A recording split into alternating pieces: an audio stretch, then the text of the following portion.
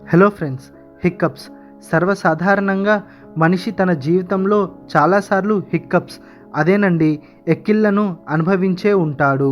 ఈ వీడియోలో ఎక్కిళ్ళు ఎప్పుడు వస్తాయి, ఎందుకు వస్తాయి, ఎలా వస్తాయి, వాటి ద్వారా ప్రమాదం ఏంటి అన్న విషయాలను గురించి తెలుసుకుందాం. మానవుని ఊపిరితిత్తులను మరియు జీర్ణ వ్యవస్థను వేరు చేస్తూ ఒక మజిల్ లేయర్ అనేది ఉంటుంది.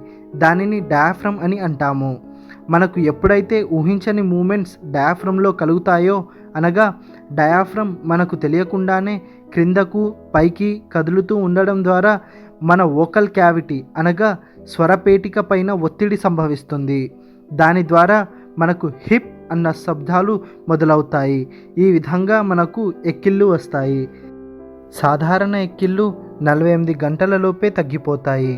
సాధారణ ఎక్కిళ్లకు కారణం అతిగా తినడం, అతిగా కార్బోనేట్స్ డ్రింక్స్ని తాగడం అనగా కూల్ డ్రింక్స్ని తాగడం మరియు మద్యాన్ని తాగడం, అమితమైన ఆనందం కలిగినప్పుడు లేదా భరించలేని బాధ కలిగినప్పుడు ఈ సాధారణ ఎక్కిళ్ళు కలుగుతూ ఉంటాయి. వీటి ద్వారా మానవునికి ఎటువంటి ప్రమాదము ఉండదు.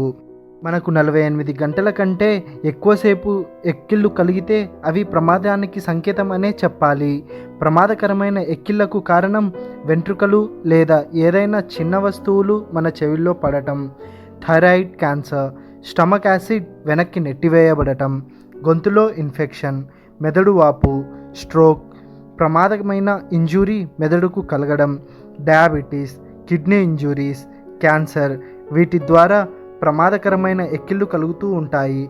ఇలాంటి ఫర్దర్ మోర్ ఇన్ఫర్మేషన్స్ కోసం please like, share and subscribe to facts of science Telugu channel. Thank you.